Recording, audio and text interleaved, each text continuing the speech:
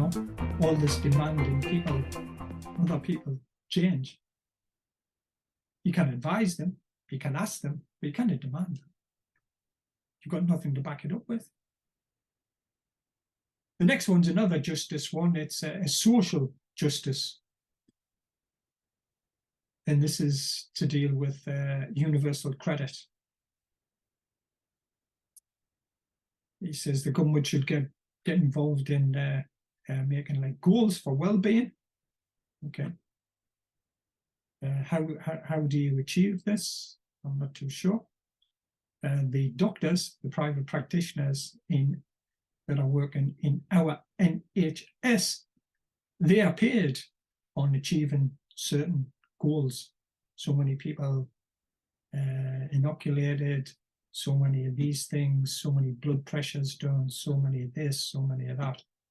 So a lot of these things, the preventive approach, which he's talking about, are already embedded and have been pushed by our NHS for years. I think it's a good idea. I think it would help being rolled out. But sometimes some of these rollouts, they're just box ticking things that don't realistically change. Look at the average weight of people, it's went up. Look at the obesity numbers, it's went up. Look at the number of people with diabetes in the UK, it's went up. Now, okay, you can say, I will put a sugar tax on. What about the people that aren't obese, that aren't diabetic, that want to eat a Mars bar? Why should they pay an enhanced price? Because it's social and you've got to pay. Will it stop the other people from eating Mars bar? I'm not too sure. Education's the way. Always has been, always will be. And number one, another justice one, that, it's economic justice. So number one's economic justice. Number two, social justice. Number three, climate justice. They're just fuzzy feel-goods to me. Is economic justice, the income tax has got to go up, he's saying, be raised, doesn't tell you by how much, on the top 5%. And it doesn't tell you that even if you put the top 5% of people's tax rates up to 100%, 100%, that won't cover the deficit and all of the things that on the spending. There's a certain limit. I don't know what it is, but there's a certain limit. And you can look at like Laffer curves and stuff like this, which is curves showing you rates of taxation and tax take. If you tax people too much, those people will do one of a number of things. They'll either pull their foot off the accelerator, they'll not work as much, so it pulls that income down. And you say, well, other people will just make up for it. Maybe they will, maybe they won't. They'll maybe stop doing that type of work entirely. They'll maybe get on their toes and go live somewhere else. Paris is offering quite attractive packages, I believe, for some of the financial people out of London. Dublin, lower taxation, English speaking, easy travel back to the UK. If you squeeze people too hard, people say, oh, but places like Sweden and Norway, they've got high taxes, and Denmark, they've got high taxes. I believe they have. But I think the standard of service that they get for the money that they put into their education and health services is far better than what people get back. Yeah. I cannot remember one of his pledges was about fee paying schools or not. I cannot remember which one of his ones. It was just when I went through there. He says he wants to ban them as well. But if he's banning them as well, is he going to ban teachers from doing private additional tutorage work after hours? I know teachers and they work in the public sector, and they've got gigs on the weekend or on night times where they've got their own pupils paying additional money. Is he going to outlaw that? Or is he going to tax it more?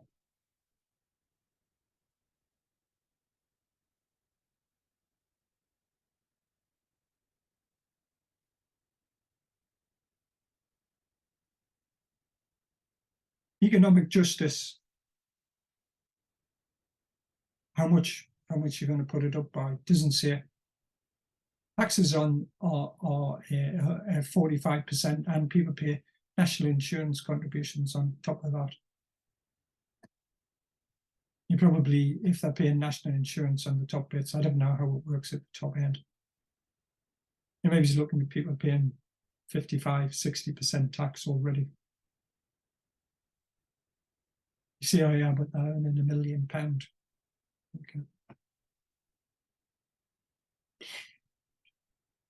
Take a look at some of these people earnings. I think if you go too far down that road, it backfires on you. You're saying corporation tax needs to increase. That corporation tax is like income tax for companies. It works slightly different. The way that it works for individuals is you earn money if you're on PAYE. You earn money, and the government chops a bit off for tax, gives the rest to you. You have to pay all of your expenses out of that. For companies, it works slightly different. The way it works for companies is companies get the full amount and they chop stuff off for expenses, for money that they pay, places that they rent, things that they pay out for. And that reduces the amount of money that they're taking in. And that money then gets taxed. There's a lot of people get annoyed at companies. They tend to be American companies, come to the UK, obey by the rules, but by little accountancy tricks, i.e. the head office is based in Dublin or Luxembourg, and they then route most of the profits back through these Luxembourg, Dublin companies. It's quite straightforward. You have a company in Dublin, you have a company in the UK. The company in the UK buys the item, say a phone, for £400 from the company in Dublin. It then sells the phone for £410. It makes £10 profit, then pays corporation tax on that, say 30%, about 25% when the tax rates change. So it pays £2.50, and it then sends the 400 to the company in Dublin. The company in Dublin paid £300 for the phone. The bulk of the profit is then in Dublin, because it bought the phone for 300, sells it for 400. So it makes £100 profit. The company in the UK, where the UK person bought it, the UK companies bought it for 400, sells it for 410. The UK company makes £10 profit pays £2.50 tax. The Dublin company, the Irish company, makes £100, or I think the Irish tax is low, 15% or whatever it is. So it pays £15 and makes 85. Same in Luxembourg. That's how Amazon does it. If you're on Amazon, take a look. You'll see a lot of this stuff is when you used to be buying stuff like DVDs and stuff like that. It was always routed through Luxembourg. Tax avoidance, he says he wants to clamp down on. Well, if he's saying that, then he must be cribbing from Gordon Brown, who said exactly the same thing in 1997. That's 26 years ago. So why isn't anything being done? Bear in mind, the Blair Brown government was in power for 12 years. Why wasn't it all stamped out then?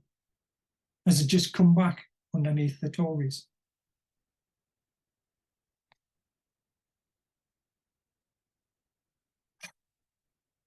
So that's Keir Starmer's pledges, these 10 pledges that he made when he was running to be the leader of the Labour Party.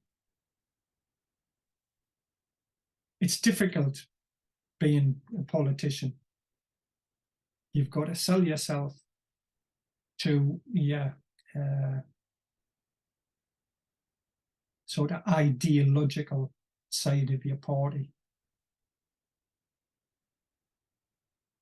The practicality comes when you actually take power. But you can't do anything if you're not in power. Sometimes it's better to get a little bit and be in power than get nothing and stay ideologically true. All politicians lie. That's just a fact of life. It's easy for these commentators to rip Starmer apart. You might think, I've been ripping him apart. I'm not going through just to rip Starmer apart. I'm going through trying to show how vigilant you've got to be with the language which is being used and run some of these scenarios or these pledges through. Does it make sense? Can you do this? It's difficult to disagree with any of the things that he's talking about on these pledges from my point of view. How you implement them, that's the difficult part. But if you're not in power, you cannot implement any of them. The Tories have made a howling mess of the country in the last 5-6 years, undoubtedly. From my point of view, that's what I would say. NHS, huge backlogs. There was backlogs prior to the panic. Don't be fooled, don't be conned. The backlog was 4 million before the panic started. It's now 7, and it's went up again, 7,200,000. Jobs, Conservatives, Tories, keep spouting well-paid, high-paid jobs. Where are they? One of the UK companies, and I think it's Glaxo, was wanting to build a new plant. They've got some plants in the northwest, up beside Manchester. And because the Tories have raised the corporation tax on companies, it's decided to build its new plant in Ireland, Southern Ireland, Ireland, whichever one, Northern Ireland should come up with another name for itself, then we could call Ireland and Northern Ireland, I don't know, Belfast Station or whatever it is, But Ireland the Irish part of Ireland, Southern Ireland era. Johnny Giles era needs an era. He's got problems, Starmer. He should be a shoe-in.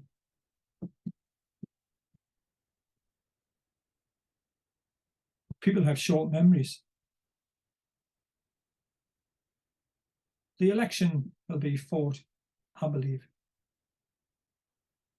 in the autumn of 2024. People say Nicola Sturgeon not being in charge of the Scott Nats should give Labour possibly a chance to gain a couple of seats. Maybe he's not. I personally favour Scottish independence.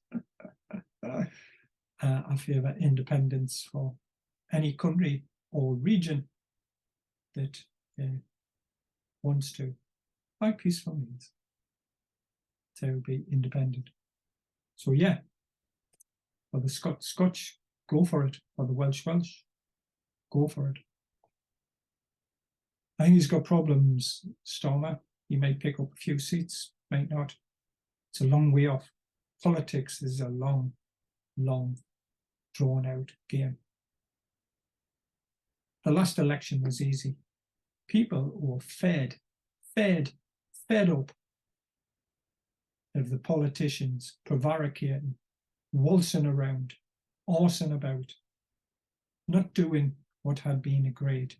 You can agree with Brexit, you can disagree with Brexit. There was huge volumes of people disappointed in the political system in the UK, me included. That fired people up.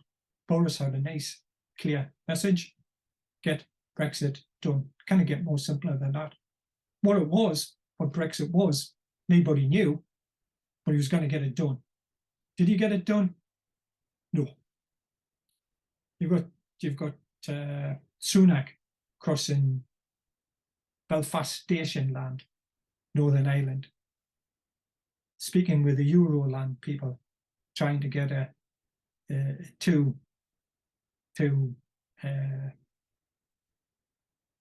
two-lane system. Take this lane if the goods are just gone to Belfast land. Take the other lane if they're gone to Era.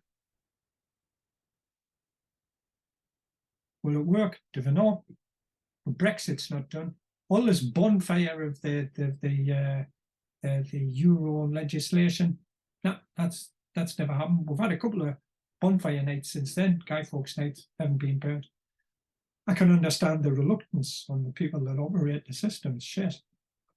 If we take all of this away, do we start drifting away from Europe? Does it make it even harder for it to deal with, sell stuff to them?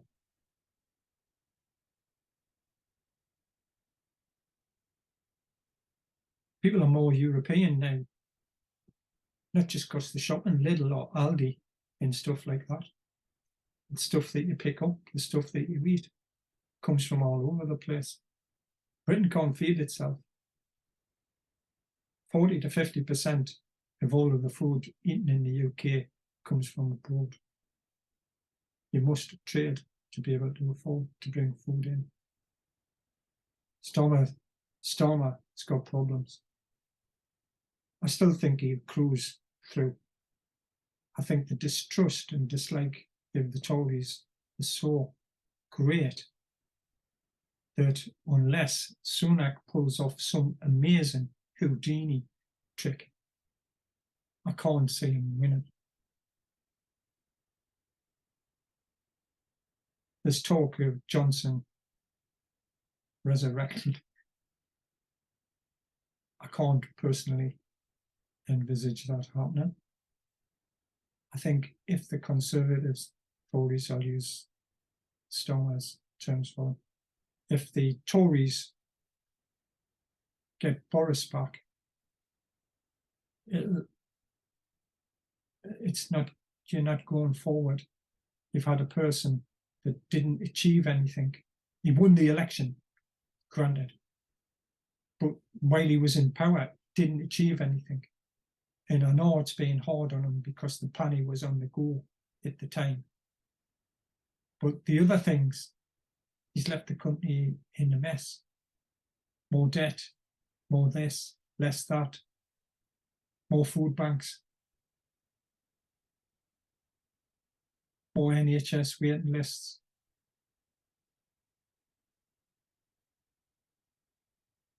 More debt, more debt, more debt. The government's at the beck and call of the banking investment community in this country, because in essence it requires them to stump up the money to fund the government. The government can do half of it by itself by buying its own debt.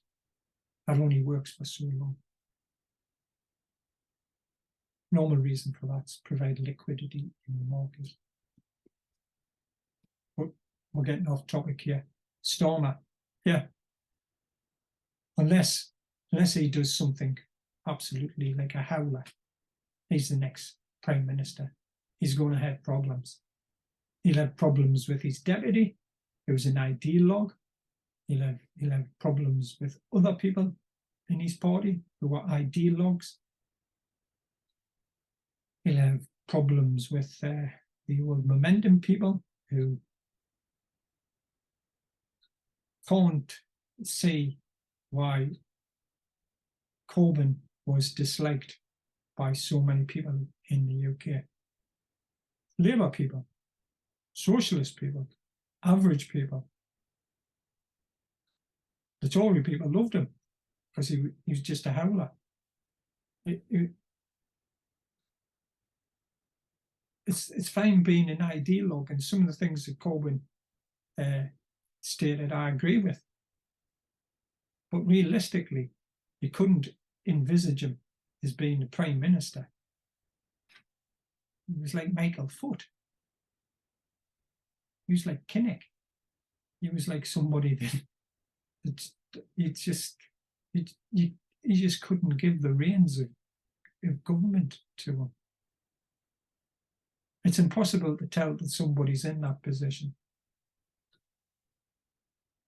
Starmer's got a background as a lawyer and has been in the position for 3 or 4 years. He's bland, to my mind. I don't think he has much original thoughts. But he's starting to get more streetwise. He can't allow Corbyn in the Corbyn faction to resurrect, come back. Just can't do that.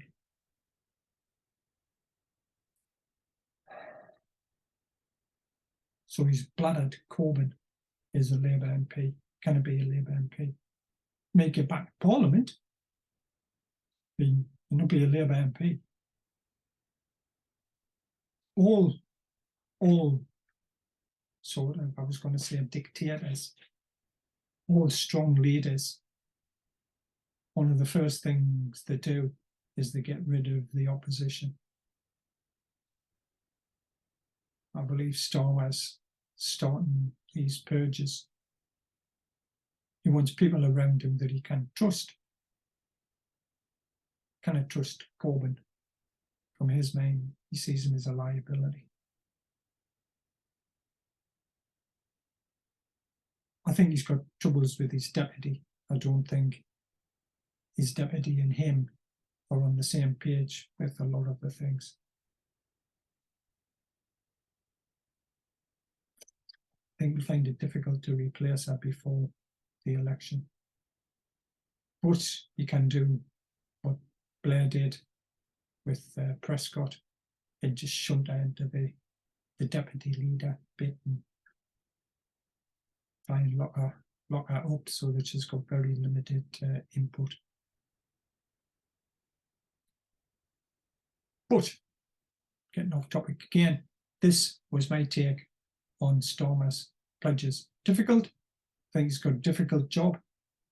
If he comes up with 10 pledges for the election, you can come back, take a look. Like I say, I agree with some of the stuff that he's talking about. I find it hard to endorse some of the other stuff because I think the ramifications, the changes that you would need to make, I think they haven't been thought through. It's nice and fuzzy, makes people feel nice.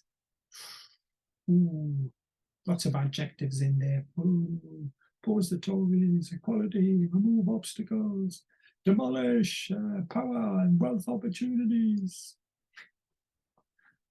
How? When? Cost? Workers' rights, this rights, justice, human rights. They all play the same game.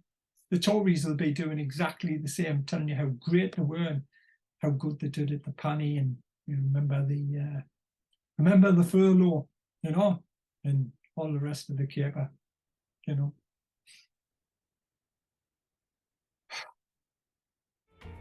I'm